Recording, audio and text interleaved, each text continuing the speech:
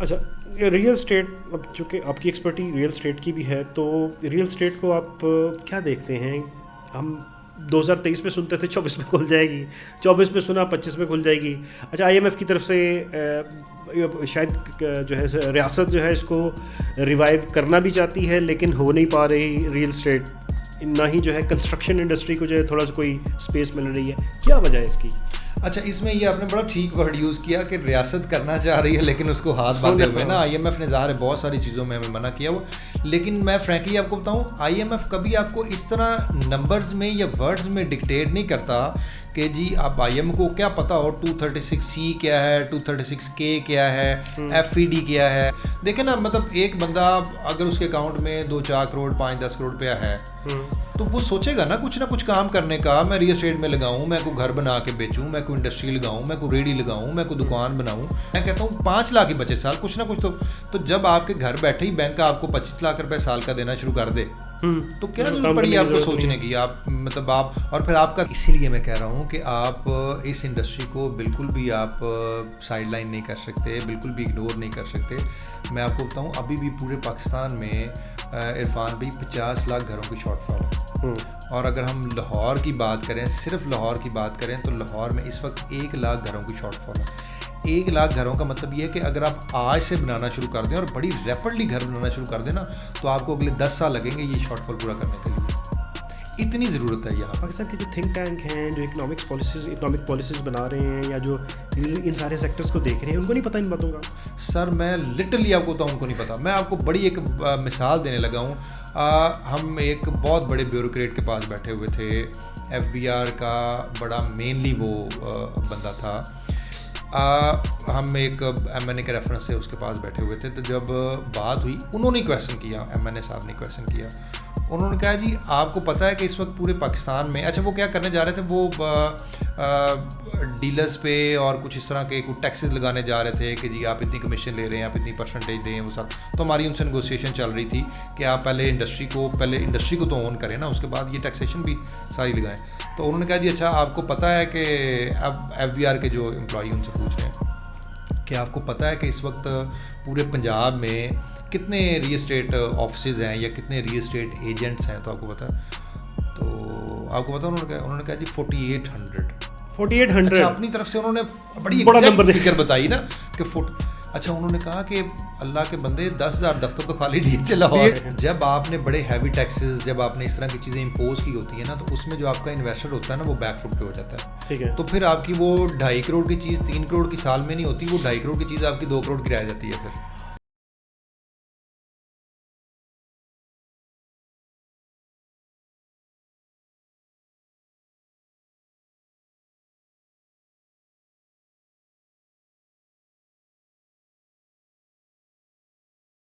اچھا، real estate, اب چونکہ آپ کی ایکسپرٹی ریئل اسٹیٹ کی بھی ہے، تو ریئل اسٹیٹ کو آپ کیا دیکھتے ہیں؟ ہم 2023 میں سنتے تھے 24 میں کھل جائے گی، 24 میں سنا 25 میں کھل جائے گی. اچھا، آئی ایم ایف کی طرف سے شاید جو ہے ریاست جو ہے اس کو ریوائیو کرنا بھی چاہتی ہے، لیکن ہو نہیں پا رہی ریئل اسٹیٹ، نہ ہی جو ہے کنسٹرکشن انڈسٹری کو جو ہے تھوڑا سا کوئی اسپیس مل رہی ہے. کیا وجہ ہے اس کی؟ اچھا، اس میں یہ آپ نے بڑا ٹھیک ورڈ یوز کیا کہ ریاست کرنا چاہ رہی ہے لیکن اس کو ہاتھ باندھے ہوئے نا. آئی ایم ایف نے ظاہر ہے بہت ساری چیزوں میں ہمیں منع کیا وہ، لیکن میں فرینکلی آپ کو بتاؤں آئی ایم ایف کبھی آپ کو اس طرح نمبرز میں یا ورڈز میں ڈکٹیٹ نہیں کرتا کہ جی آپ آئی ایم کو کیا پتہ ہو 236C کیا ہے، 236K کیا ہے، FED کیا ہے. اب وہ ایک موٹا موٹا آپ کو فگرز دیتا ہے کہ جی آپ پراپرٹی سے ہمیں آپ کتنا اماؤنٹ جنریٹ کر کے دیں گے، آپ ہمیں ٹیکسٹائل سے کتنا جنریٹ کر کے دیں گے، آپ ہمیں وابڈا سے کیا ہمیں ٹیکس لے کے، مطلب انہوں نے تو اپنی کیلکولیشنز کرنی ہوتی نا کہ ہمیں کہاں سے ریونیو جنریٹ کر کے دیں گے کہ جو ہماری جو قسط انہوں نے دینی ہے وہ ڈسٹرب نہ ہو اور ہمارا کام چلتا رہے. ٹھیک ہے، تو وہ تو یہ اب جو خبریں آ رہی ہیں، پچھلے دنوں انہوں نے بڑا ہی ایک پازیٹیو جیسچر آیا کہ جی ٹیکسیشن کو ہم کم کرنے جا رہے ہیں، اور ایون انہوں نے اکنالج کیا کہ جی یہ بائی پلان ریئل اسٹیٹ کو اور کنسٹرکشن کا بیڑا گرک کیا گیا تھا. بائی پلان انہوں نے ورڈ یوز کیا یہ. اچھا اس کے بعد انہوں نے کہا جی بہت سارے ٹیکسز ہم نے بڑے فضول میں لگائے ہوئے تھے تو اس کو ہم ابھی ٹھیک کریں گے. تو وہ ان کا ڈیسائیڈ بھی ہو گیا کہ جو 236C ہے، 236K ہے، FED ہے اور 7E ہے، ان کو ہم ختم کرنے جا رہے ہیں یا بہت منیمائز کرنے جا رہے ہیں. اچھا اس کے بعد ٹھیک ہے جی آپ کی IMF سے میٹنگ شروع ہو گئی. اچھا پھر وہ عجیب سے کام شروع ہو گیا, آج ہو رہا ہے, پھر 2 دن بعد آ جاتا تھا نہیں جی IMF نہیں مان رہا, پھر 2 دن بعد آ گیا اب IMF نے مان لیا ہے, پھر 1 دن بعد آ گیا نہیں جی IMF نے ابھی بتانا جا کے آپ کو واپس جا کے فیصلہ کر کے بتائیں گے. تو وہ جو تھی نا اس کی وجہ سے ایک دم کام شروع ہوا ریئل اسٹیٹ کا, پھر رک گیا. اب بریکنگ نیوز یہ ہے کہ بیفور بجٹ ہو سکتا ہے اگلے ہفتے 10 دن میں ہی جو ٹیکسیشن ہے نا 236C اور K جو بائر اور سیلر پہ لگتا ہے اس کی پرسنٹیج یہ کم کرنے جا رہے ہیں. یہ ٹھیک ہے, اس کی پرسنٹیج کم کریں گے, اور بجٹ کے اندر یہ 7E کے معاملے کو اور FD کو اس کو بھی ایڈریس کریں گے. آئی ایم شیور اس کو ان کی ٹاپ پرائیورٹی یہ ہوگی کہ 7E کو ختم ہی کر دیں یہ, اور ختم نہ کیا تو اس کا جو والیوم ہے جو اس کی ونڈو ہے اس کو بڑھا دیں گے. لیٹس سپوز ابھی 2.5 کروڑ پہ ہے کہ 2.5 کروڑ سے جو نیچے والا ہے وہ ایگزیمپٹیڈ ہے, 2.5 کروڑ سے اوپر جو ہے وہ ٹیکس پے کرے گا. تو ہو سکتا ہے اس کا والیوم بڑا کر لیں, اس کو 5 کروڑ پہ 6 کروڑ پہ لے جائیں, تو اس سے بھی ذرا کام آسان ہو جائے گا. تو بالکل گورنمنٹ بڑی پازیٹیو ہے ریئل اسٹیٹ کو اور کنسٹرکشن کو لے کے. انہیں لگتا ہے کہ یہ ریڑھ کی ہڈی ہے. دیکھیں یہ چاروں طرف گہما گہمی ہو جاتی ہے نا, it's not about one industry, اس میں کچھ 40-50 انڈسٹریز ہیں جو ڈائریکٹلی انڈائریکٹلی انوالو ہوتی ہیں. ریئل اسٹیٹ اٹ سیلف ایک بہت بڑی انڈسٹری ہے. آپ کی اوورسیز ریمیٹنسز جتنے بھی پاکستان میں آتے ہیں وہ سارے ڈمپ ہوتے ہیں ریئل اسٹیٹ میں. ٹھیک ہے نا, ایک بندہ باہر بیٹھا ہوا ہے وہ ارننگ کر رہا ہے, اگر وہ یہاں پہ پلاٹ لے رہا ہے, یہ بڑی عجیب سی بات ہے کہ جی ریئل اسٹیٹ انڈسٹری جو ہے وہ فیور نہیں کرتی گورنمنٹ کو, وہ ریاست کو سپورٹ نہیں کرتی, وہ نان ایکٹیو ہے, تو اس سے بہتر ہے آپ کو انڈسٹری لگائیں, اس سے ایک فائنینشیل آپ کی ایک گروتھ ہوتی ہے, اس میں امپلائمنٹ بنتی ہے, سارا کچھ ہوتا ہے. لیکن ایک جو باہر بندہ بیٹھا ہوا ہے اگر وہ یہاں پہ کوئی پلاٹ لے کے رکھ چھوڑتا ہے کہ میں 10 سال بعد آؤں گا میں گھر بناؤں گا, تو یہ پازیٹیو چیز ہے. ایک تو باہر سے پیسہ آ رہا ہے, اور پھر یہاں پہ ٹریڈنگ شروع ہو جاتی ہے, یہاں پہ کنسٹرکشن شروع ہوتی ہے, کوئی گھر بناتا ہے, کوئی پلاٹ لیتا ہے. اور موسٹلی میں آپ کو بتاؤں جو پلاٹ ہوتا ہے نا, یا جو کوئی انویسٹمنٹ کرتا ہے ریئل اسٹیٹ میں, وہ بہت سارا انڈسٹریلسٹ ہی کر رہا ہوتا ہے, وہ بیوروکریٹ ہی کر رہا ہوتا ہے, وہ ایک فوجی کر رہا ہوتا ہے, وہ اوورسیز کر رہا ہوتا ہے, یہی لوگ کر رہے ہوتے ہیں, اور وہ اپنی پروفٹ ٹیکنگ سے کرتے ہیں. مطلب وہ اپنا گھر بیچ کے تو پلاٹ نہیں لے رہا ہوتا نا, پروفٹ ٹیکنگ سے کر رہے ہوتے ہیں. تو اس لیے میرا خیال ہے یہ انڈسٹری بڑا میجر رول ادا کرتی ہے اکانومی میں. اچھا یہ 7C اور کچھ ٹرمز آپ نے اور بولی تھیں, 7E اینڈ FD, اور اس سے پہلے 2 تھیں 236C اینڈ 236K.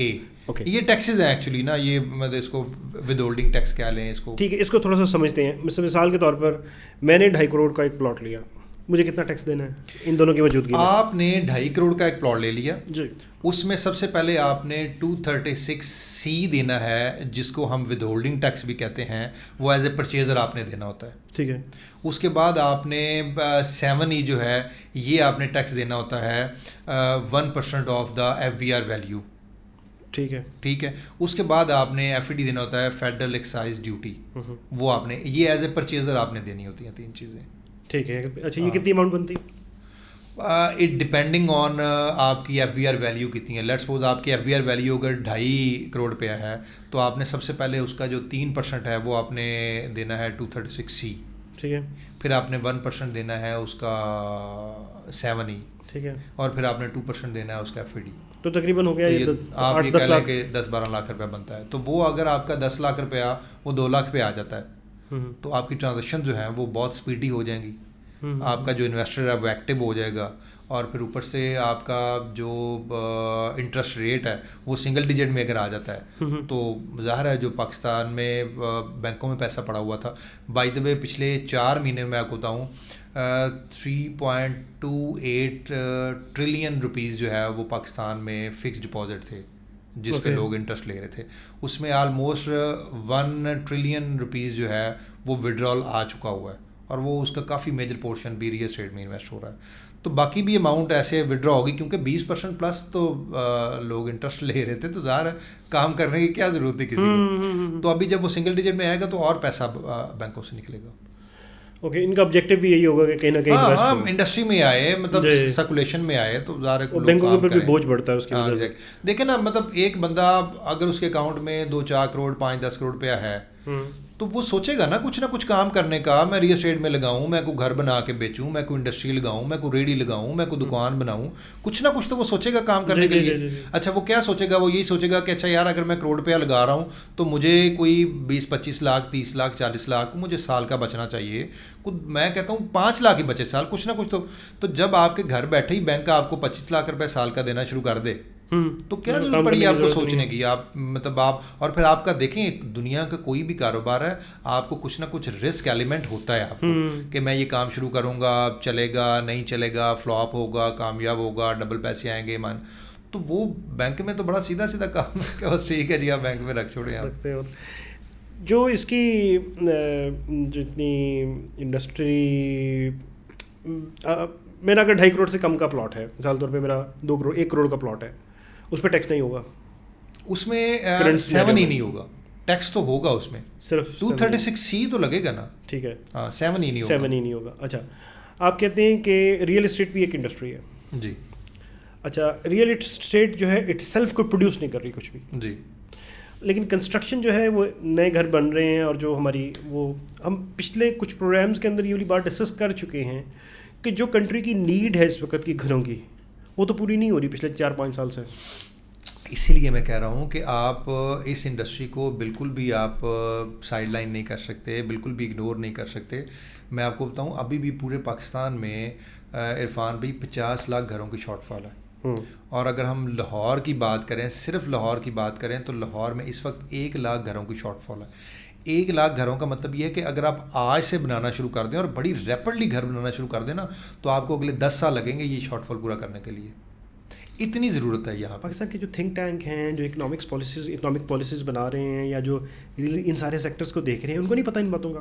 سر میں لٹرلی آپ کو بتاؤں ان کو نہیں پتہ. میں آپ کو بڑی ایک مثال دینے لگا ہوں. ہم ایک بہت بڑے بیوروکریٹ کے پاس بیٹھے ہوئے تھے, FBR کا بڑا مینلی وہ بندہ تھا. ہم ایک MNA کے ریفرنس سے اس کے پاس بیٹھے ہوئے تھے. تو جب بات ہوئی انہوں نے کویسچن کیا, MNA صاحب نے کویسچن کیا.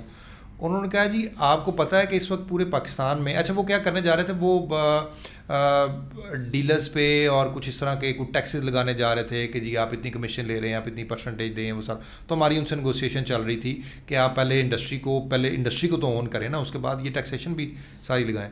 تو انہوں نے کہا جی اچھا آپ کو پتہ ہے کہ اب FBR کے جو امپلائی ان سے پوچھ رہے ہیں کہ آپ کو پتہ ہے کہ اس وقت پورے پنجاب میں کتنے ری اسٹیٹ آفسز ہیں یا کتنے ری اسٹیٹ ایجنٹس ہیں, تو آپ کو پتہ ہے. تو آپ کو پتہ انہوں نے کہا جی 4800. اچھا اپنی طرف سے انہوں نے بڑی ایگزیکٹ فگر بتائی نا کہ اچھا انہوں نے کہا کہ اللہ کے بندے 10,000 دفتر تو خالی DH لاہور میں ہوگا. ہاں سر وہ صرف ٹائی شائی لگا کے ٹھنڈے کمرے میں بیٹھ کے وہ خود سے ہی چیزیں ڈیزائن کرتے رہتے ہیں, ان کو نہیں پتہ ایگزیکٹ فگر کا. ہم 1000 دفعہ یہ بات کہہ چکے ہیں کہ اگر آپ نے کوئی بھی ٹیکس امپوز کرنا ہے, کوئی بھی آپ نے پالیسی میکنگ کرنی ہے ریئل اسٹیٹ سے ریلیٹڈ, کنسٹرکشن سے ریلیٹڈ, تو آپ کم از کم جو اسٹیک ہولڈرز ہیں ان کو تو انگیج کریں, آپ ان کو انگیج کریں, وہ آپ کو ایگزیکٹ فگرز دیں گے, وہ آپ کو چیزیں بتائیں گے. تو وہ اسی میں اچھا یہ ساری باتوں کے آپ یہ دیکھیں نا, اگر ہم یہ سارے کام نہیں کر رہے تو آپ مجھے بتائیں ہم کھڑے کہاں پہ ہیں.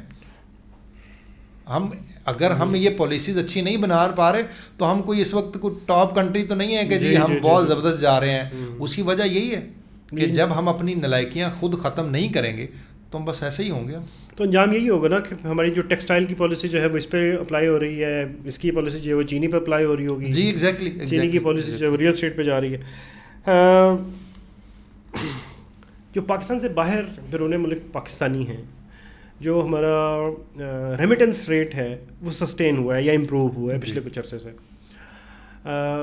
ان کی طرف سے. اچھا ان کے لیے یہ میں نے جو ٹیکسز کی بات کی تھی, جو ٹیرفس کی بات کی تھی, اس کا ایک آبجیکٹیو یہ بھی تھا کہ ٹھیک ہے یہ بڑا آبجیکٹیو ہے, لیکن ان کے لیے ہے جو ٹریڈ میں کام کر رہے ہیں, جنہوں نے 1 ٹائم بائی کرنی ہے یا 2 ٹائمز بائی اور سیلنگ کرنی ہے, ان کے لیے تو یہ بڑا نہیں ہے. مطلب مثال کے طور پہ میں نے 2.5 کروڑ کا پلاٹ لیا, مجھے 10 لاکھ روپے ٹیکس دینا پڑ رہا ہے اس پہ. جی میں اس کو سیل کرتا ہوں 3 کروڑ پہ, جی ٹھیک, مجھے 10 لاکھ روپے اور ٹیکس دینا پڑے گا. 50 لاکھ میں سے میرا 20 لاکھ نکل گیا, 30 لاکھ کا مجھے پھر بھی پروفٹ ہے. جی تو نہیں بات بنے گی. نہیں اس میں عرفان بھائی ایسے کیلکولیشن نہیں ہوتی ریئل اسٹیٹ میں. اچھا اوکے. جب آپ نے بڑے ہیوی ٹیکسز, جب آپ نے اس طرح کی چیزیں امپوز کی ہوتی ہیں نا, تو اس میں جو آپ کا انویسٹر ہوتا ہے نا وہ بیک فٹ پہ ہو جاتا ہے. ٹھیک ہے. تو پھر آپ کی وہ 2.5 کروڑ کی چیز 3 کروڑ کی سال میں نہیں ہوتی, وہ 2.5 کروڑ کی چیز آپ کی 2 کروڑ کی رہ جاتی ہے. پھر پھر مارکیٹ جو ہے نا مارکیٹ جو ہوتی ہے نا وہ ریورس ہو جاتی ہے. اچھا جب ہم ایکسپیٹریٹ کی بات کرتے ہیں اوورسیز کی بات کرتے ہیں تو اس کو بھی گورنمنٹ نے فیسیلیٹیٹ کرنا شروع کر دیا ہے. بہت ساری جو ٹیکس ایگزیمپشنز دی ہیں ان کو نا, مطلب وہ اوورسیز ہے نا تو وہ اس کو فائلر ہونا بھی نہیں چاہیے پاکستان میں نا, کیونکہ وہ باہر بیٹھا ہوا ہے, ایکسپیٹریٹ ہے ہمارا. تو وہ اس کو گورنمنٹ نے کچھ ڈاکومنٹیشن کے بعد انہوں نے کہا کہ جی ان کو ایز اے فائلر ڈکلیئر کر دیں آپ. وہ ہے نان فائلر, لیکن اس پہ جو ٹیکسز امپوز ہوں گے سارے وہ نان فائلر کے نہیں ہوں گے, وہ ایز اے فائلر امپوز ہوں گے. ٹھیک ہے, تو وہ کچھ فیسلٹیز دے رہی ہیں. اچھا نمبر 1. نمبر 2 میں آپ کو بتاؤں کہ this is a very right time to invest in Pakistan real estate نا. اس کی وجہ یہ ہے کہ جب ہم 3 سال پیچھے چلے جائیں, 2.5 سال پیچھے چلے جائیں, تو اس وقت کیا تھا کہ آپ نے کوئی بھی پراپرٹی لی, لیٹ سپوز آپ نے $1 لاکھ کی پراپرٹی لے لی آپ نے پاکستان میں جی. اب جب آج وہ بندہ کمپیریزن کر رہا ہے نا تو وہ بہت مائنس میں بیٹھا ہوا ہے بیچارہ. ٹھیک ہے, اس لیے وہ ڈر بھی رہا ہے کہ آج اس کا جو $1 لاکھ تھا ریل اسٹیٹ نے کے جتنے برے حالات رہے پچھلے 2-2.5 سال میں, اس کا $60,000 رہ گیا. ٹھیک ہے, پاکستان میں ایک تو اپریسیشن نہیں ہوئی, 20% 30% جو ہے مارکیٹ اپریشیٹ کر گئی, پلس ڈالر پرائس بہت اوپر چلی گئی. اچھا ابھی کیا ہے کہ ابھی ڈالر اسٹیبل ہو گیا ہے اور ریل اسٹیٹ آپ کی انڈر ویلیو ہے. تو اس لیے دس از اے رائٹ ٹائم کہ اگر آپ انویسٹ کریں گے تو آپ ڈالرز میں اچھا گین کر سکتے ہیں. اس کی وجہ یہ ہے کہ 2025 اور 26 میں ہم دیکھ رہے ہیں کہ پاکستان میں ریل اسٹیٹ جو ہے وہ ڈبل ہونے جا رہی ہے. تو اور اوورسیز پہ ٹیکسز بھی نہیں ہیں. اوورسیز پہ ٹیکسز بھی نہیں. کون کون سا ٹیکس نہیں ہے ان پہ؟ انہوں نے بیسیکلی جو نان فائلر کے ٹیکسز ہیں نا وہ سارے ختم کر کے, مطلب میں مثال دے رہا ہوں 236C ہے جی, یہ فائلر دے رہا ہے 3% اور جو نان فائلر ہے وہ دے رہا ہے 7%. ٹھیک ہے, تو وہ اس کو 7% نہیں دینا پڑتا, اس کو 3% دینا پڑتا ہے باوجود اس کے کہ نان فائلر, وہ نان فائلر ہے. ٹھیک ہو گیا.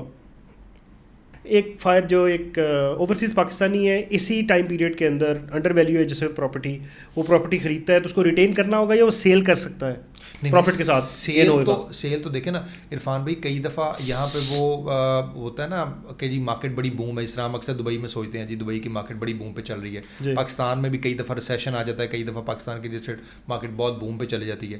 کئی دفعہ پروفٹ ٹیکنگ کرنی ہو تو آپ ود ان منتھس بھی کر سکتے ہیں. میں مثال دے رہا ہوں, آپ نے 2 کروڑ کی کوئی چیز لی اور اگر آپ نے پروفٹ ٹیکنگ کرنی ہے وہ 2-3 مہینے بعد وہ 2.5 کروڑ کی چیز ہو جاتی ہے. تو اگر آپ نے پروفٹ ٹیکنگ کرنی ہے آپ کر لیں, لیکن میں مشورہ یہ دوں گا کہ آپ اس کو کم از کم 2 سال ہولڈ ضرور کریں.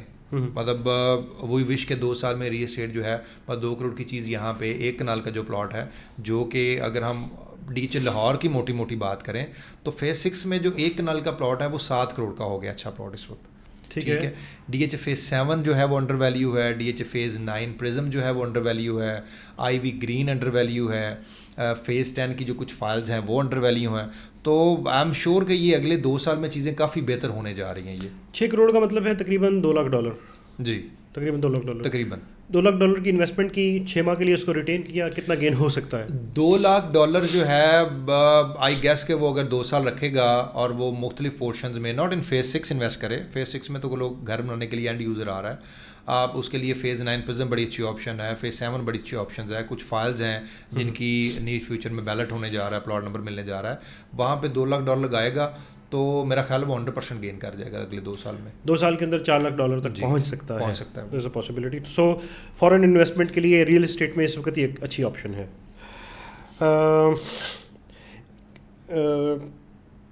پاکستان میں اس وقت کون سے چیلنجز درپیش ہیں کاروبار کو, مطلب بزنس کو, انڈسٹری کو؟ انرجی سیکٹر ہم واقعی سنتے ہیں اور واقعی وہ ایک بڑا امپیکٹ ہے بھی, لیکن کل جو ہے شہباز شریف صاحب نے جو ہے وہ اناؤنس کیا ہے, میرے خیال $7 کا ٹیرف دیا ہے, ڈسکاؤنٹ دیا ہے. ہاں, کوئی الیکٹریسٹی پہ بھی دیا ہے. اچھا, ہاؤس ہولڈ پہ بھی دیا ہے اور انڈسٹری پہ بھی دیا ہے.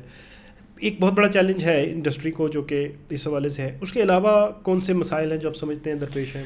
اچھا, یہ ہم شاید عرفان بھائی یوز ٹو ہو گئے ہیں, ہم اس ملک میں رہ رہے ہیں. ایز آف بزنس پاکستان میں کبھی بھی نہیں تھا. ایز آف بزنس نہیں تھا. ہاں, کبھی بھی نہیں تھا. پتہ نہیں اب جو ابھی آپ بات کر رہے ہیں کہ جو ریاست ہوتی ہے ان کے پاس تھنک ٹینکس ہوتے ہیں, وہ ان کو یہ چیزیں سوچنی چاہیے, کرنی چاہیے, لیکن وہ مجھے نہیں سمجھ لگتی کہ وہ کیوں نہیں کرتے. ہم کیا, اچھا آپ دیکھیں پچھلے دنوں لٹرلی میں کسی امریکن بزنس مین کا ہی میں شاید ویڈیو دیکھ رہا تھا, وہ کہہ رہا تھا کہ امریکہ میں آ کے جو لوگ بہت آگے نکل گئے ہیں نا اس میں انڈینز اور پاکستانی بہت ہیں. ایون چائنیز بھی ہیں. اچھا انڈین اور پاکستانی میں خود سے اب یہ سوچ رہا ہوں وہ کیوں ہے کہ ہم جگاڑی ہو گئے ہیں, ہم جگاڑ لگا لیتے ہیں, ہمیں ہر جگہ پہ پرابلم آتی ہے, ہم اس کا کوئی نہ کوئی وے آؤٹ, کوئی نہ کوئی رستہ, کوئی نہ کوئی چیز نا سولوشن نکال لیتے ہیں. حالانکہ یہ کام ریاست کے گورنمنٹ کے کرنے والے ہوتے ہیں کہ اگر میں کوئی انڈسٹری لگانا چاہوں, میں کوئی نیا کاروبار کرنا چاہوں تو مجھے اتنی آسانی ہو اور مجھے اس طرح ویلکم کیا جائے کہ لیکن یہاں پہ کیا ہوتا ہے کہ اگر میں نے کوئی انڈسٹری لگانی ہے نا تو سب سے پہلے تو میں جاؤں گا ان کے پاس, تو میں کہوں گا جی یہ مجھے اپروول دینا, تو مجھے پہلے اپروول لیتے لیتے ہی پتہ لگے گا کہ جتنے پیسے میں نے انویسٹ کرنے تھے نا اس سے پہلے تو مجھے اپروولوں میں دینے پڑیں گے پیسے. اگر میں نے کوئی لیٹ سپوز LDA میں جا کے یا کسی بھی امیجن کریں بجلی کا میٹر لگوانا ہے ہاں اور اس کے لیے ٹرانسفارمر اور اب زیرو سے شروع ہو جائے نا, تو ایز آف بزنس ہمارے کبھی بھی یہاں پہ نہیں رہا. لیکن ایٹ دا سیم ٹائم مجھے ایسے یہ بھی لگتا ہے کہ تھرڈ ورلڈ کنٹریز میں اپرچونیٹیز بھی بہت ہوتی ہیں. ہاں یہ اپرچونیٹی اس حوالے سے ہوتی ہے کہ یہاں پہ کمپٹیشن اتنا سخت نہیں ہے, آپ کی اسپیس فوراً بن جاتی ہے, پاپولیشن بہت زیادہ ہے, جو چیز لگائیں گے وہ کھپ جائے گی, کھپت ہو جاتی ہے. ہماری تو میں آپ کو بتاؤں وی آر بلیسڈ آبادی کے لحاظ سے بھی کہ اتنی بڑی مارکیٹ کا والیوم ہے ہمارے پاس, اتنی بڑی مارکیٹ ہے کہ دنیا کی کوئی بھی چیز ہماری بڑی بہترین طریقے سے کھپت ہو جاتی ہے. حالانکہ انڈیا ہم سے 4 گنا بڑا ملک ہے, لیکن میں آپ کو بتاؤں وہ اپنے ملک کو اتنی زبردست طریقے سے پوری دنیا میں سیل کر رہا ہے نا جس کا کوئی ہم نہیں سیل کر. پاکستان کو فائدہ یہ بھی ہے نا یہاں پر برلا ٹاٹا نہیں ہے جی, یہاں پہ اتنے بڑے بڑے جائنٹس نہیں ہیں, تو یہاں پہ جو ہے نئی انڈسٹری جو ہے وہ آ کے فلورش ہو سکتی ہے, کھپت ہو سکتی ہے. اچھا چلو ایک تو چیلنج جو ہے ہمارے جو ہے بزنس ایز نہیں ہے, ریاست کی طرف سے نہیں ہے, اس کے لیے ریاست کو جو ہے وہ اقدام کرنا چاہیے. شہباز شریف صاحب کو یا جتنے بھی پولیٹکس ہی کر سکتے ہیں نا, پولیٹیشینز ہی ہیں نا جو اس کو کر سکتے ہیں. اچھا ہمارے آدھے پولیٹیشینس ہم کامنلی سنتے ہیں کہ آدھے سے زیادہ پولیٹیشینس بزنس مین ہیں اور جو اس کے اندر اسمبلی میں بیٹھے ہوئے ہیں, کہیں ایسا تو نہیں ہے کہ یہی نہیں چاہتے بزنس ایز ہونا؟ اچھا جب آپ کو پتہ ہو نا کہ اس میں پروفٹ مارجنس کیا ہے تو پھر آپ لالچ میں آ جاتے ہیں. ہماری پرابلمز یہ ہے نا کہ اگر وہ بزنس مین ہے نا تو وہ دیکھ رہے ہوتے ہیں کہ اگر ہم نے کسی جگہ کو NOC دینا ہے نا تو اس نے اس ایکڑ کو جب مرلوں میں بیچنا ہے تو اس نے کس ریٹ پہ بیچنا ہے. تو جب ان کو بہت زیادہ پتہ لگ جاتا ہے نا, اسی طرح انڈسٹری کا حساب ہے کہ جب یہ انڈسٹری لگ رہی ہے اس کا مطلب یہ ہے کہ را مٹیریل کا یہ ریٹ ہے اور ابھی جو فنش پروڈکٹ ہے اس کا یہ ریٹ ہے, تو اس کا مطلب یہ ہے کہ جب تک ہم کوئی اس طرح کوئی ون ونڈو آپریشن نہیں کریں گے نا کہ جہاں پہ بیٹھ کے ایک ڈائریکٹ جو ہیڈ آف دی اسٹیٹ ہے وہ چیزوں کو مانیٹر نہیں کرے گا اور کوئی اچھا اللہ تعالیٰ اللہ کرے کوئی فرشتہ ہی بھیجے تو یہ چیزیں ہم ٹھیک کر پائیں گے, کوئی اللہ کا نیک بندہ آئے جو ان چیزوں کو ایک دفعہ میں آپ کو بتاؤں ایک اسٹریم لائن ہو جائے نا یہ چیزیں تو اس کے بعد چیزیں آسان ہو جاتی ہیں. نہیں اسحاق ڈار صاحب جو ہیں فیڈرل میں بیٹھے ہوئے ہیں, ہم ان کو سمجھتے بھی ہیں, فنانس کے بندے ہیں, بزنس کمیونٹی کو انڈرسٹینڈ کرتے ہیں. شہباز شریف صاحب بذات خود بزنس کو بڑے اچھے طریقے سے انڈرسٹینڈ کرتے ہیں. ٹھیک ہے شہباز شریف صاحب جو ہے وہ ایڈمنسٹریٹو مائنڈ کے آدمی ہیں, لیکن آف کورس اپنے جو ہے وہ بزنس کو جانتے ہیں اور بزنس کی نیڈس کو جانتے ہیں. اس کے علاوہ اس سے جو پچھلی گورنمنٹ تھی عمران صاحب کی جو گورنمنٹ تھی اس کے اندر Asad Umar again business community سے تھے. پھر IMF کی طرف سے جو نامینیٹ ہوتی ہیں پوزیشنز نامینیٹ ہوتی ہیں وہ سارے بزنس مین ہوتے ہیں. اس کے باوجود ان کو بوسٹ نہیں ملتا, اس کے باوجود اس میں جو ہے وہ ریفارمز نہیں آتی بزنس کے اندر. تو بہرحال یہ چیلنجز اٹ سیلف بہت بڑا چیلنج ہے کہ ہمیں رائٹ پرسن جو ہے بزنس کمیونٹی کے لیے دیا جائے, جو in right person for the right job چاہیے. لیکن مجھے لگتا ہے پولیٹیکل سا بات ہو جائے گی, ان کا فوکس ہی نہیں ہے ابھی. ان کے نا فوکس اتنے ڈائیورٹ ہوئے ہیں, اتنی خرابیاں, اتنی چیزیں مس مینج ہوئی ہیں کہ ان سے چیزیں نا ہینڈل نہیں ہو پا رہی. صحیح کام کی طرف ان کا فوکس بان ہی نہیں پا رہا. اتنے اور ایشوز چیلنجز ہیں نا. دیکھیں نا اس وقت جو ہمارا آپ کو پتہ ہے 2024 کو پاکستان کا جو ہے بدترین دہشت گردی کا سال ڈکلیئر کیا گیا. پھر اس کے بعد ابھی جو ٹرین والا واقعہ ہوا وہ بہت بڑا چیلنج ہے. لیکن ٹھیک ہے وہ والا چیلنج, وہ اس طرح کے مسائل جو ہیں وہ ہماری سیکورٹی کے اداروں کے لیے ہیں, ہمارے بزنسز کے لیے نہیں ہے. مطلب بزنس جو ہے وہ اپنی ان چیزوں کے ان ایریاز کے اوپر فوکس کرے, بٹ اسٹل کنٹری کو تو چیلنجز ہیں نا یہ والے. نہیں میں وہی کہہ رہا ہوں, فارن انویسٹمنٹ نہیں آتی, فارنرز نہیں آتے.